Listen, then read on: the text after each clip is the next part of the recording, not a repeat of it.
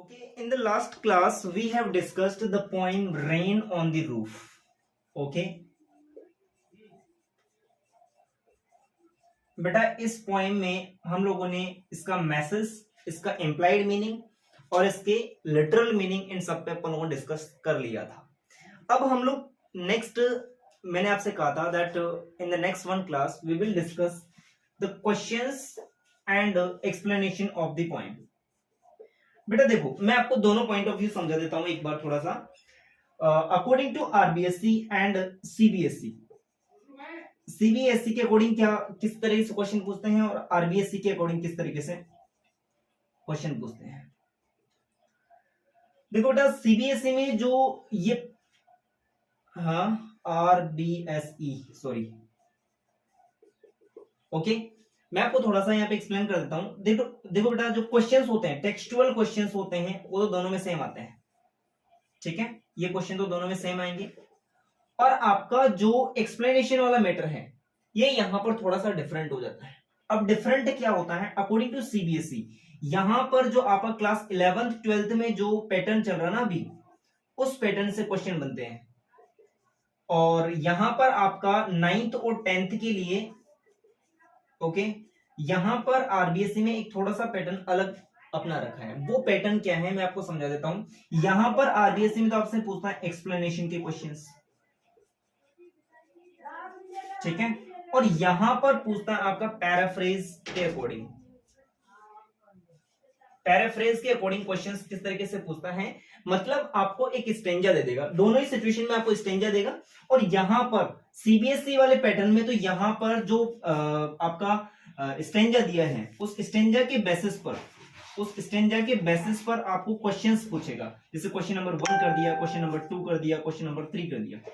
ठीक है, इसके आंसर्स किस तरीके से करने होते हैं, इसके आंसर्स आपको, जैसे आप लोग प्रोज में पढ़ते हो ना, passage, seen passage, seen passage अपन लोग यहां पर पढ़ते हैं। ठीक है, उसी तरीके से यहां पर आपको ये पोइट्री का सेक्शन पूछ रहा है, और पोइट्री में भी आपको स्टेंजा देकर के, और जैसे पैसेज में से अपन लोग क्वेश्चंस के आंसर प्रिपेयर करते हैं, उसी तरीके से सेम पैटर्न में अपने को इसके क्वेश्चंस बनाने होते हैं। लेकिन यहां पर आपको आरबीएसई वाला जो पैटर्न दे रखा है, उसके अकॉर्डिंग आपको एक्सप्लेनेशन करनी होती है। एक्सप्लेनेशन किस तरीके से करते हैं, I think I had explain you, मैंने आपको वो भी एक्सप्लेन कर दिया था कि एक्सप्लेनेशन कैसे करनी होती है। रेफरेंस, कॉन्टेक्स्ट और एक्सप्लेनेशन, दोनों तीन पार्ट्स के अंदर अपने को इसको कवर अप करना होता है, राइट। तो यहां पर अपने को एक्सप्लेनेशन का पार्ट यहां पर अपने को समझना होता है। And I hope you must have prepared some explanation also. Have you prepared some explanation? मैंने आपसे कहा था कि नेक्स्ट क्लास अटेंड करने से पहले आपको कुछ एक्सप्लेनेशंस करनी है, इस पॉइंट की आपको एक्सप्लेनेशन करने की कोशिश करनी है। की है कि किसी ने कोशिश की है, या फिर मेरे को ही करना पड़ेगा सारा? Has somebody prepared some explanation? Nobody else? हाँ बोलो बेटा। नो? यस नो तो बोल दिया करो बेटा।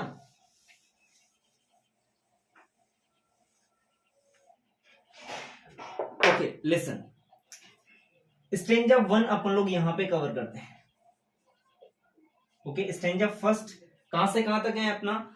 ठीक है, व्हेन द ह्यूमिड वर्ड से ह्यूमिडिटी वर्ड बनता है बेटा। ठीक है, यहां से लेकर के आपका कहां तक हो गया? Rain overhead, ran overhead. अब इसमें आपको क्या करना है? ठीक है, first of all prepare reference. Can you prepare the reference? It will be the same, okay, as the first one point we discussed. जैसे अपन लोगों ने फर्स्ट वन पॉइंट को डिस्कस किया था, उसी तरीके से सेम तरीके से आपका बनेगा। Can you prepare? The is beautiful, मैंने आपको एक्सप्लेन कर दिया था नहीं है, the is beautiful and sparkling lines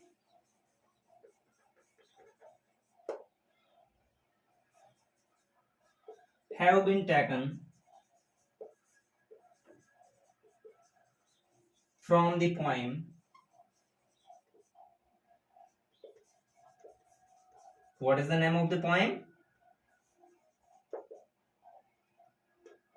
The rain on the roof. Okay, it is composed by It is composed by, who's the writer? Orskini has written this one point. तो ये आपका सिंपली क्या हो जाएगा, रेफरेंस हो जाएगा. इसी के अकॉर्डिंग आपको कॉन्टेक्स्ट प्रिपेयर करना है. अब कॉन्टेक्स्ट में अपने को लिखना क्या होता है बेटा, what is the major message or what is the major theme of the stanza, what the poet wants to say in this one stanza. इस stanza में क्या कहना चाह रहा है poet का, all over message, all over sense अपने को इसमें देना है. Okay, so we can say the poet says that when it gets dark,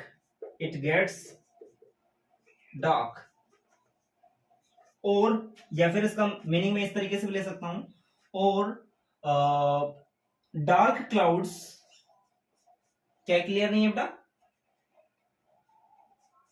dark clouds hover in the sky and it rains. The poet feels like to stay home, okay, and listen the pattering sound of rain. Pattering sound of rain. Poet क्या करना चाहता है बेटा, धुंधला धुंधला तुम्हारा network issue होगा बेटा, हो सकता है इसमें.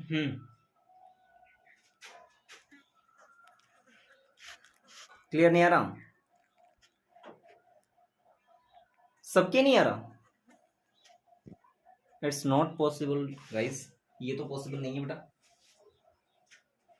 हाँ, तो इसका मतलब है कि तुम्हारा खुद का जो नेटवर्क इश्यू है, नेटवर्क वीक होगा थोड़ा सा, तो उसकी वजह से धुंधला हो जाता है. ठीक है, बाकी और कोई इश्यू नहीं होगा. Okay, so you may take the screenshot. इसका मतलब ऑल ओवर सेंस क्या हो गया इस पोएम में. राइटर क्या कहना चाह रहा है, राइटर कहना चाह रहा है कि जब भी बारिश होने का मौसम होता है या फिर बारिश होती है, तो उस टाइम पर पोइट को ऐसा फील होता है कि वो घर पे ही रुके और घर पे रुक करके उसकी जो पैटरिंग साउंड है उसको सुन करके उसको एंजॉय करें और अपने घर पे रह करके बारिश का जो मौसम है उसको एंजॉय कर सके. ठीक है, this is the whole all over the sense of this one stanza. अब हम लोग नेक्स्ट जो पॉइंट लेंगे यहां पर, that will be explanation. Okay बेटा, अब इसी को अपन लोग एक्सप्लेनेशन की फॉर्म में, अब एक्सप्लेनेशन में आपका पैराफ्रेज मीनिंग दिया जाता है. ठीक है, देखो बेटा, इस पोएम में राइटर ने क्या यूज किया है, इस पोएम में राइटर ने बहुत सारे फिगर्स ऑफ स्पीच यूज किए हैं. First one figures of speech मैंने आपको बताया था, that is personification. Am I right, बताया था कि मैंने आपको. Okay, personification. What is personification? Personification means writer uses the nature as a human being. जब राइटर नेचर को as a human being use करता है ना बेटा, उसे अपन लोग पर्सोनिफिकेशन बोलते हैं. तो राइटर ने यहां पर फिगरेटिव लैंग्वेज यूज की है. सो we can say in this manner. अब एक्सप्लेनेशन में आप पूरा इस तरीके से एक्सप्लेन कर सकते हो.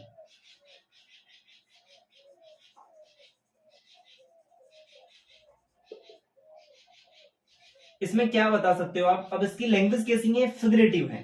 The poet says, the poet explains या फिर डिस्क्राइब्स. मैं वर्ड यूज कर सकता हूं, अलग अलग वर्ड्स यूज कर सकते हैं. Explains, describes, says, whatever else. Describes in figurative manner. Figurative manner. Quite कौन से मैनर में यहां पर अपने को एक्सप्लेन कर रहा है बेटा? Figurative manner. फिगरेटिव मैनर का मतलब a manner in which writer uses figures of speeches. जिस पोएम में राइटर जिन लाइंस में फिगर्स ऑफ स्पीच का यूज करता है उसे हम लोग फिगरेटिव लैंग्वेज कह सकते हैं. We can say that it is figurative language. It means the writer has used figures of speeches okay in this one poem. Maximum poems figurative style में लिखी जाती हैं, फिगरेटिव मैनर में लिखी जाती है, तो आप ये लाइन यूज कर सकते हो. It sounds good. ये आपका ज्यादा इफेक्टिव बनाता है. It makes your writing effective. ठीक है, ये वर्ड्स होते हैं, ये आपके राइटिंग को इफेक्टिव बनाते हैं बेटा.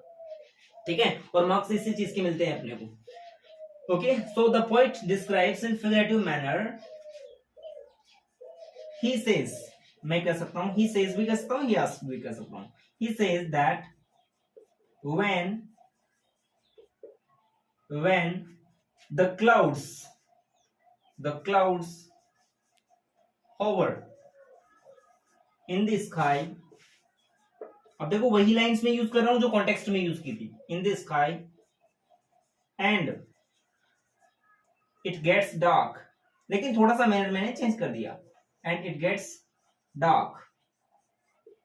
Okay, it seems melancholy. Okay, melancholy word अपन लोगों ने यूज किया था. It seems melancholy and it starts raining, और बारिश शुरू हो जाती है. Okay, the poet feels like staying home or cottage.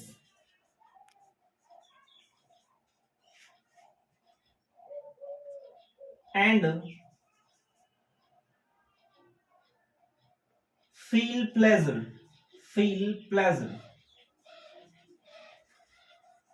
Okay, pressing the pillow. Okay, और अपने पिलो को प्रेस करते हुए कैसा फील करता है? प्लेजर फील करता है. ओके, क्या करते हुए? अपने पिलो को प्रेस करते हुए. अब पिलो कहां पर होता है? डेफिनेट सी बात है कि बेड पर ही होगा.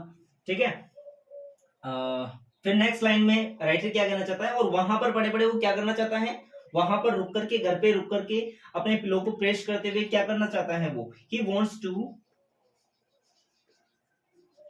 to enjoy the pattering